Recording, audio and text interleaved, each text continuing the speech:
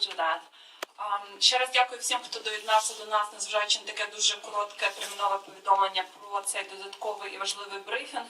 Я дуже рада запросити зараз і вітати в Українському Кризовому Медіа-Центрі старшого сенатора Джеймса Інгофа з Комітету з питань озброєнь Америки.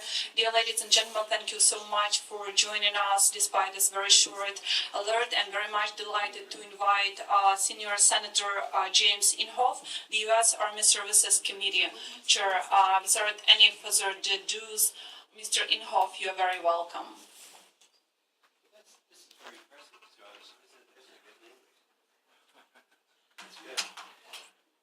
So all right, you guys, first of all, I'm not sure how she introduced me, so I don't, let me tell you who I am. I'm a member of the United States Senate. I'm from a state called Oklahoma. How many of you have been to Oklahoma? Nobody? Not many. Come on, you guys. Anyway, in the Senate, I am the ranking member of the Senate Armed Services Committee. So I have a very intense interest in what's happening in this part of the world. But when you look at the United States, we have other problems too. We have problems with ISIS. We have problems with Ebola. But this is one that is very important to us. And so I came here for this reason. On this trip, I've been to Lithuania. I was helping the president of Lithuania celebrate their liquefied natural gas that they're doing up there, and recommending, and I did that in anticipation of coming here because of all the options that they have in the Ukraine to help with their energy problem here. That's just one of them. If they could open up a terminal here, that would be helpful. And other options are out there going after the shale that's available. So I'll be going back because in addition to having the interest that comes from the Senate Armed Services Committee, that is the military interest, I also have the interest of the energy industry. My state of Oklahoma is one of the largest energy, oil, gas producers in the United States. So we went to Lithuania. We had a chance to get that done. Came down here.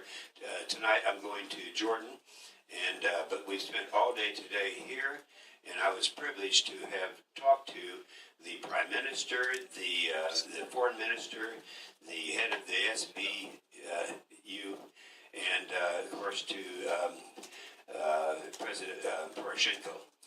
So I'll just give you a couple of my observations. I'm old enough, I'm a lot older than any of you guys in this room.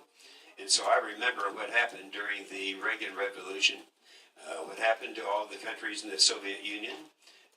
And I celebrated at that time. I happened to be a very close personal friend of Ronald Reagan at that time. And so we all rejoiced. I've been very disturbed about President Putin, what he has been doing since the time that he started everything taking place here and elsewhere. Right before the Winter Olympics, I was at in Jordan, where else was I there? Jordan and Cordova, I guess it was, yeah. And anyway, and I got a great concern over these other countries out there that is not just where we are today. There's another problem, and that is a term that I have kind of initiated myself. I feel that Putin is trying to de-Reaganize the Soviet Union. In other words, those things that took place, he'd like to get those reversed. I'm very much concerned about that. I know that the Ukraine is now experiencing a new freedom. The elections that took place last week were just incredible. That it's just a strong pro-Western Ukraine right now, and I'm here to make sure that everyone in this room passes the word out that the United States of America is going to be considered Ukraine's best friend. We have some resources, somewhat limited, but we want to do what we can to give the support to the Ukraine, and that's what our intention is. You may have heard even our President Obama, this morning, I guess it was, he responded to the statement about the election that was going to take place in the East as an illegal election. And, of course, I agree with that statement. You have a lot of opportunities here. You have a new president. I'm very impressed with him, the time that we spent together. I'm also impressed with the Prime Minister, whose party is now, as the results come in, looking very, very good. So I'll be glad with that as openers to respond to any questions you guys might have. Thank you so much. We certainly have some questions. Let's see, make sure this works now. Oh, okay. So, Radio Liberty, Radio for Europe, Mr. Senator, I would like to ask you about the draft resolution that we are here in Ukraine that concerns the possibility of providing Ukraine with high precision weapons by the U.S. This draft resolution, as far as we know, it's registered at the American Parliament and has to be passed through by Senate and by also House of Representatives, and then signed by the President. So my question is, maybe you could explain us how much time might it take to go through all these paths. First of all, does it have chances to be approved by the American Parliament and signed by the President? And what exactly can Ukraine get once the... Okay, let me go ahead and respond. I know the thrust of your question. First of all, you say precision weapons. I don't want to be specific about what kind of weapons. I talked to the Minister of Defense. I asked the Minister of Defense for a specific list of those defensive weapons that they would like to have in order to meet the challenges facing them. I have that list. I'm taking it back. I will not share that with you because he gave it to me to take back to the United States and to our Senate Armed Services Committee. Now, the way it works in our country, you don't have to take it to Congress. You don't have to take it to the House and to the Senate.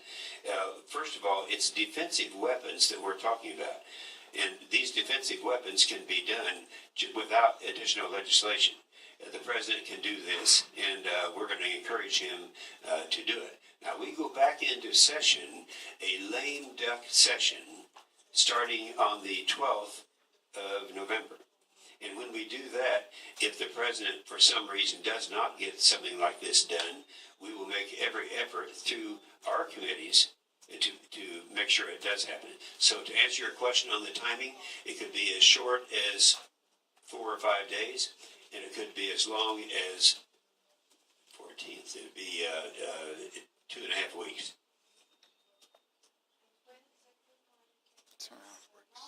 Well, we don't know when it's going to take place. It's going to take place when if the President wants to take the initiative, the President can take the initiative to put enforcements in. That could happen without any resolutions, any votes. If for some reason that didn't happen, but I think it will, that we're going to go back. We're unified now.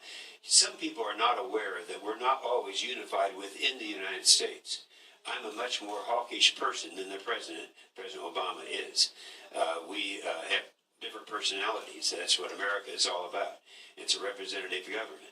But we do deal with the majority, and I'm very convinced that we have a majority of the people, not just in the military, not just in government, but in America, who want to have as a top priority to help this great new freedom that has taken place as a result of your elections become a reality and reject the returning to the old type of Soviet Union. We have one more question from here. Yeah, thanks. My name is Valery Drutenko. I'm from Spilno Bachania. Who Recently, do you represent? Civil Society Internet channel. We've been Spilno Bachania, Spilno TV. Oh, okay. That's fine. Yeah, we were among the ones who've been broadcasting Maidan live through all of the time. Recently, Stratfor has published a paper which was meant to encourage the US defense authorities to begin to elaborate the Black Sea strategy, pointing that the reason, one of the natural reasons why America cannot intrude into the situation in the eastern Ukraine is that it doesn't have any facilities in the neighborhood, so the Ukrainians typically consider it as a no-one's land. And also they would join both the ISIS and the Ukrainian problem into the one single strategy called Black Sea Strategy. They have been referring that the United States have Caribbean defense strategy and the Pacific defense strategy. And there is a need to, definitely, a need to elaborate a Black Sea strategy. Based on what you know, is this just a theory, or it starts taking hold and becoming more formal approach within the official government? I think what you're suggesting is something that's based on a flawed philosophy or premise, and that is, I didn't come here to say that the United States of America is going to be in any way directly involved in military activity.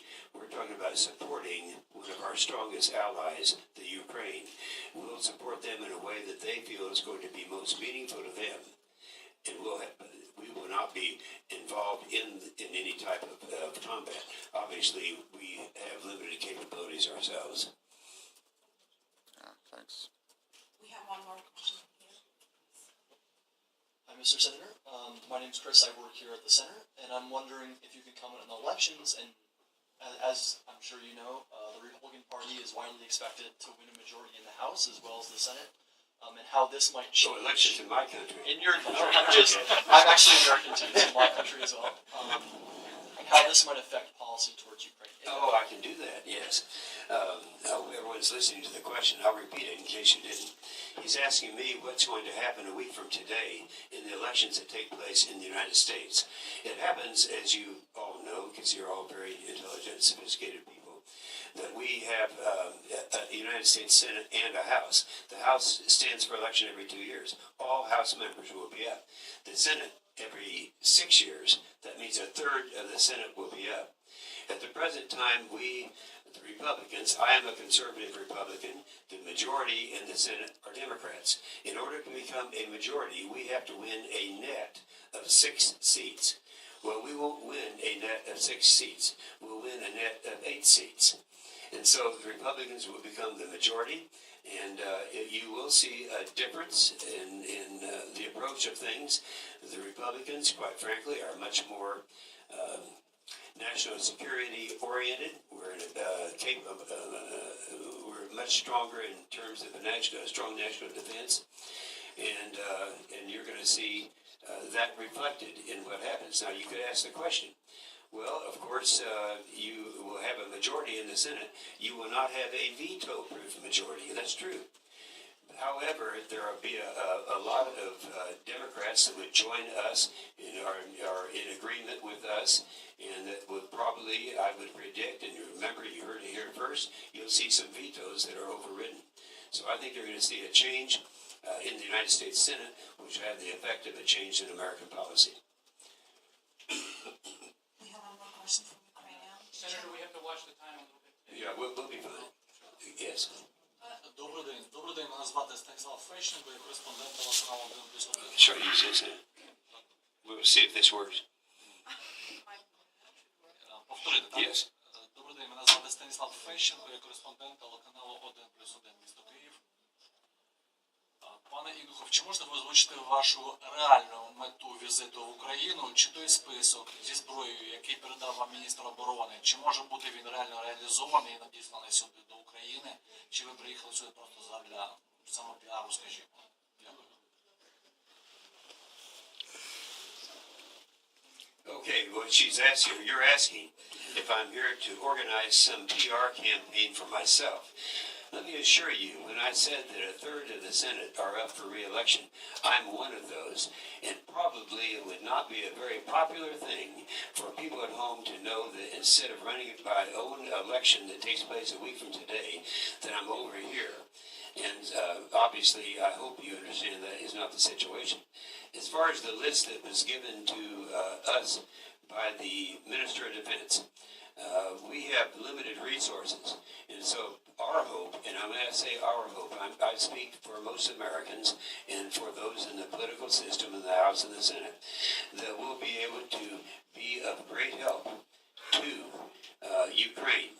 And not that they give us a wish list and we give them everything they want, but the fact that we'll give them everything that we feel with our limited resources to help our best friend. Do we have Я перепрошую, пан Обама чітко сказав ні кілька разів. Чи може він змінити свою думку під тиском, скажімо, вашого комітету? No, I don't think that. Times change. He doesn't have. People have changed. I don't know what you're talking about when you said he said no several times, because last night or this morning, in response to what he referred to as the illegal election that could be taking place in the East, that's something that he would not have said a week ago, a week before that, or a year ago. So people do change. We feel that we have support for Ukraine in the United States Senate, the United States House. We'll go back and we'll act accordingly. Can we take one more question, Mr. Sanator? Yes, of course. Thanks for coming and for your speech. I'm Nikolai Воробьев, Ukrainian political and military journalist. I spent a lot of time on the Eastern Front line. And I have two short questions. The first is, I met like a lot of guys like on the ground, and there is a lot of misunderstanding in informational exchange between Western countries and what happens on the ground. What especially your source, informational source, which you receive about the situation on the Eastern Front? Is it CNN or maybe some intelligence? I don't know. And it was the first question, sorry. And the second question, what do you expect from new Ukrainian government? How can you evaluate its aspirations to get something? Because I've heard when Poroshenko came to the United States, it was the last day before these congressional senators went just to vacations or something using their campaign. How do you evaluate like our aspirations to get some support from Okay, your question number one is what's my source? My source isn't any single source. Yes, we do get it from the media, but we also get it from the intelligence, not just our intelligence, but our allies in their intelligence. And so we try to draw a conclusion as to what the truth is. I've heard a lot of various messages as to what's happening in the East. I've heard just recently that there are some identifiable Russian soldiers that are very close by there. I think there may be some truth to that, but what we have to do is the same thing that you have to do. That is weigh very carefully, though, from all the information sources that we have and try to determine what the truth is. We've always done that. We'll continue to do it. Now, as far as what we would expect in terms of the government and what they would expect from us. Let's keep in mind when Poroshenko came over, he was received, and I've served in the United States Senate for 20 years. I've gone to a joint session of the legislature more than once each year for those 20 years. I've never seen one person received more favorably than Poroshenko was received by the members of the House and the Senate in the United States. I think you're going to see us looking at him as a very rare person. He's demonstrated that to us, who has the intelligence, the capability to be an excellent partner of ours. We plan to support him as best we can, and I believe that's going to happen. Mr. Sanator, the last one question for me then. The President Poroshenko has a big credit of trust and appreciation from U.S. So what would be the piece of advice that you would like to give to the fresh Ukrainian government and parliament? Okay, the advice that I would give to this new government, and it is a new government, and it is a government that was overwhelmingly elected, and it's pro-Western, and that makes me very happy, is that there has been corruption in Ukraine. There have been problems in Ukraine. And we have a team that I spoke to almost every member of that team today, individually, and some of them collectively, including the president. And I advised them, I said, start your reforms. Get busy on the reforms, because there's a lot of people out in the world who don't believe you're going to be able to do that. We believe you will, and you're going to be our partner, and you're going to see a new Ukraine and a free Ukraine, and we'll all rejoice. This is a very great closing line. Thank you so much, Senator, for making it out to us. Thank you so much. Thank you very much.